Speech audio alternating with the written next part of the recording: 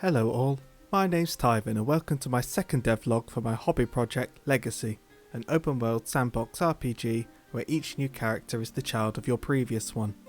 In this video I'm going to talk about OpenSimplex Noise generation and how I've used it to create the game world.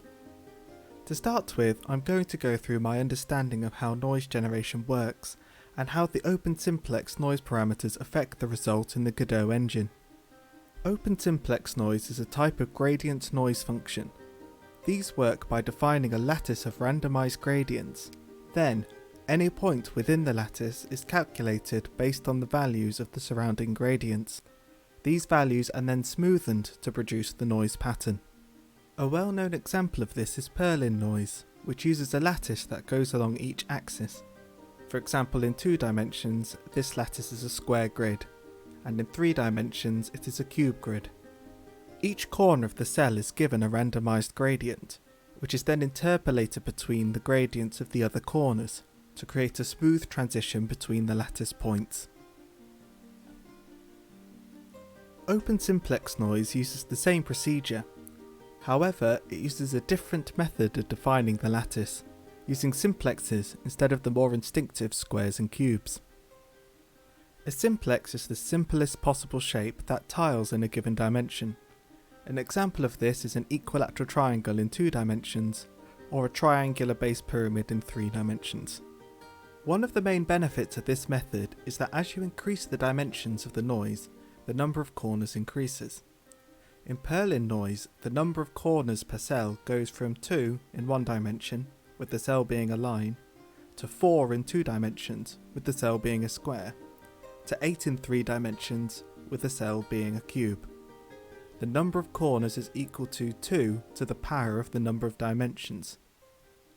In OpenSimplex Noise, the number of corners per cell goes from 2 in 1 dimension, with the cell being a line, to 3 in 2 dimensions, with it being a triangle, and 4 in 3 dimensions as a triangular-based pyramid. By doing the cells this way, the number of corners is equal to the number of dimensions plus 1. With every corner of a cell being assigned a randomized gradient and having to be compared to the rest of the cell's corners, less corners per cell decreases the amount of calculations required, especially in the higher dimensions. Since I am only working in 2 dimensions, I haven't really had the benefit of the lighter calculation load. But this difference in lattice layout has other benefits. It appears to produce noise that is smoother and with less artifacts, which suits my world generation better.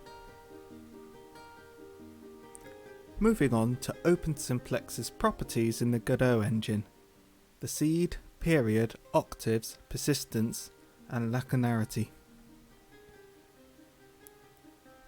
The seed is what you would expect with computer randomization. Every seed will produce a different set of values, and since computer randomizers are pseudo-random, as long as the input remains the same set of values would be produced. By making the other values constant, the seed becomes the determining factor of the values produced, which also means in the case of terrain generation, as long as the seed isn't changed or the randomizer updated, the result will remain the same. The period, in terms of waves, is the size of the base wave, which the rest of the noise generation acts upon. This is effectively the zoom of the noise. A larger period will make the noise algorithm span a larger area, effectively making it zoom in. Meanwhile, a lower period will make the noise span a smaller area, effectively making it zoom out.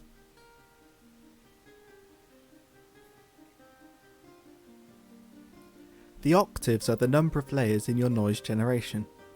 Each additional octave adds another smaller wave to the base wave, allowing it to produce noise with more detail. Using a height map as an example, the first octave would be the height of the land, the second would be the mountains and valleys, the third the hills and dips, and so on, with each octave representing a smaller height difference than the previous one. The persistence is one of 2 properties that affect how the octaves interact with each other. Each octave will have a lesser effect on the result dependent on the persistence value. This is applied across all octaves. So if I had a persistence of a half, the second octave would have half the impact of the first octave, and the third octave would have half the impact of the second octave, and so forth. Lacunarity is the other property that affects how the octaves interact with each other, and is the misalignment of each octave compared to the previous one. A lacunarity closer to 0 would make each octave's period closer to being a clean fraction of the previous octave, making a smoother looking detailed graph. As lacunarity increases, you'll start to get additional bumps where the octaves don't blend into each other as smoothly. This can increase the detail of your map, but at the same time can make it look cluttered if taken too far. The world generation in Legacy uses two 2D OpenSimplex noises, one for a height map and one for a moistness map. By taking the value of the height and moistness at a coordinate, I am able to use conditionals to assign that coordinate with a biome. For example, a desert in a low, dry coordinate, or a snowy mountain at a high, damp coordinate. This is then set in a tile map to make the visuals match up. One notable complication is how OpenSimplex Noise restricts the values between -1 and 1.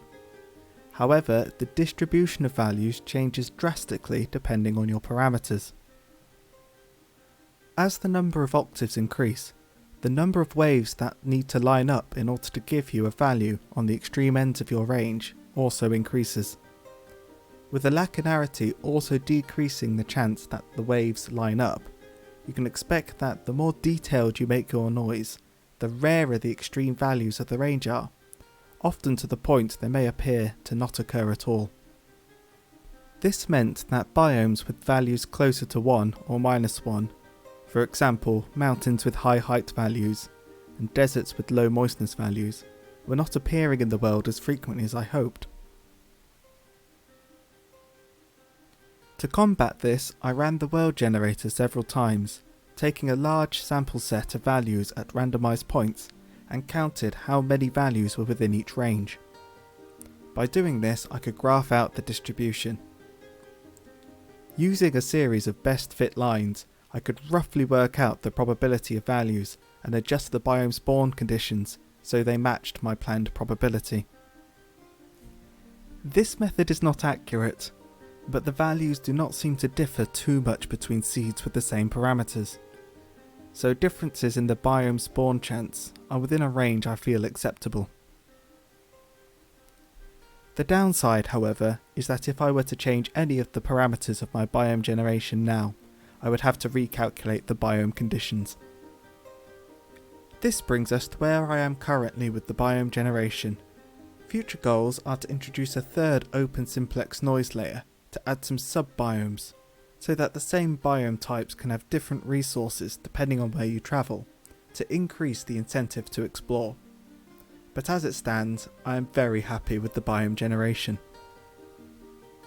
In the next devlog, I'm going to talk about the next part of the world generation, the spawning of resources and how this interacts with the biomes. I hope to see you in the next video, and thank you for watching.